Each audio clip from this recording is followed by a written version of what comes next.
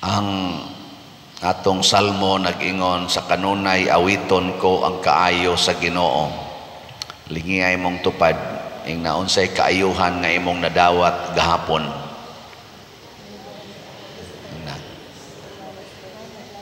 Kay kaning pulong sa kanunay pasabot kada adlaw naagi tay madawat nga kaayuhan. Usahay lang nagsubra ang atong pangandoy sa ubang mga kaayuhan nga ato ng kaugalingong gusto, pero dili na nato makita nga naa gid ay kaayuhan nga gihatag ang Ginoo kada gid adlaw. Katingalahan pagyud kaayo ang ubang kaayuhan. Kana lang makatuog ka. Di ba maayo man ang makatuog, no? Nakapasalamat ka inigmata nimo. Congratulations. Yawa ka maghuna-huna kinsa may nagatiman nimo samtang natuog ka. Kinsa may naghatag og lihok sa imong heart, nag-circulate imong dugo, nag-function imong lungs. Kinsay gahimo ana? Tao?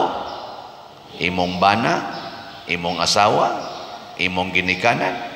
Wow, nangatuog sa to sila. Nya usahay ang ato ra gyud hunahuna, Ginoo, ang akong utang, Ginoo, ang akong bayronon, Ginoo, ang tuition sa akong mga anak, Ginoo, ang akong sakit nganong wa pa man ni maayo. Kutob ra kita diha. Nya di ta kapasalamat pinaagi sa pag-awit sa kinasing-kasing sa mga kaayuhan nga gihatag sa Ginoo. Mo nay nahitabo diri sa unang pagbasa, ang mga tao gusto gid silang naa sila'y hari. Nya si Samuel ingon siya dili palagi gusto ang Ginoo nga butangan mog hari. Mo gusto gid mig hari, gusto ming maparihaan ang ubang mga kuan diha nasod nga naay hari.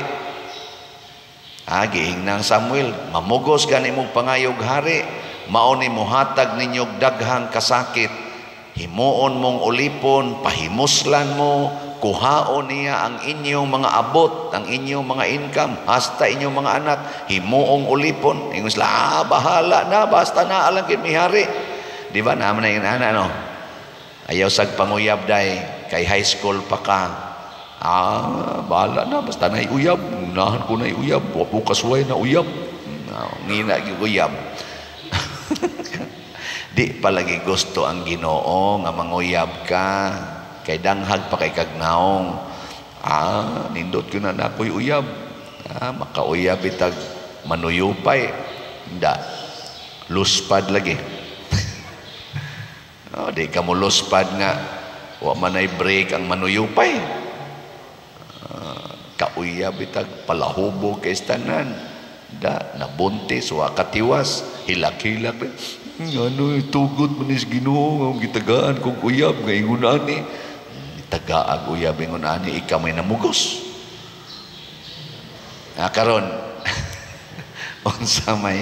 unsaon man nato pagsiguro nga ang Ginoo gusto na gyud nga mao ni mahitabo nimo.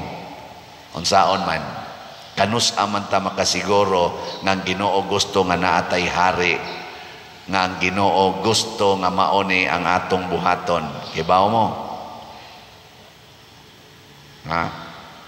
Gitawag ni siya og discernment of the will of God.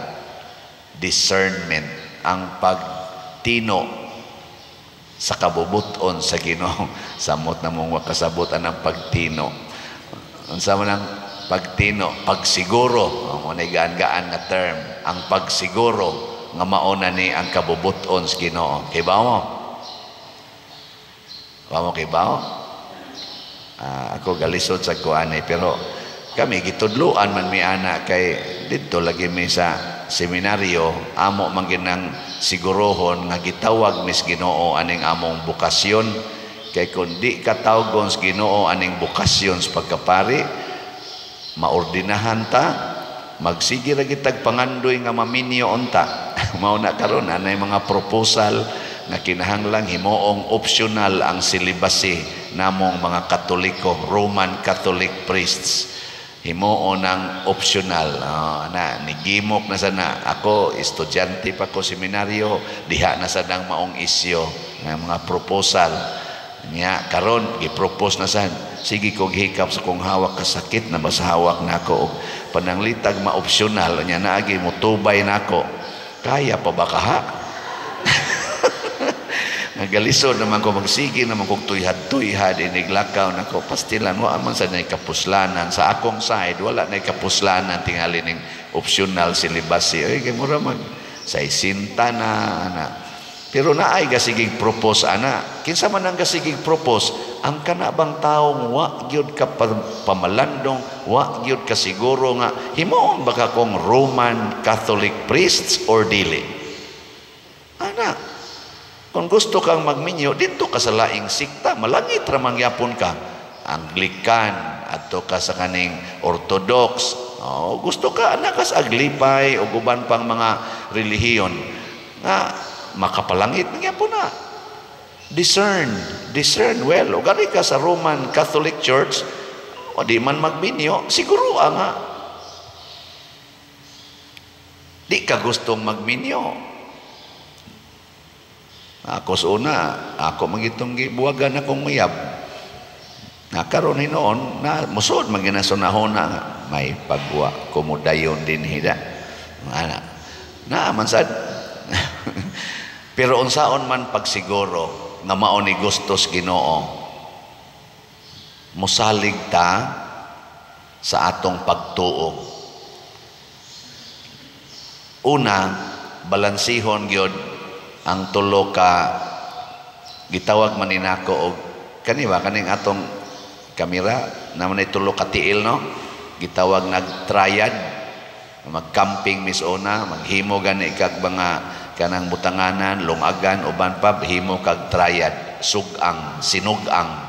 Mao na ang ato sang Holy Trinity, tulo sad sila ka buok, the triad of persons. Kay naagi diha ang kalig-on basta magkasinabot ning tulo, mao bitan ang inig alsa natog butang 1, 2, 3 lagi na kotob hasta inig picture 1, 2, 3 smile. Ana kay importante kay nang tulo.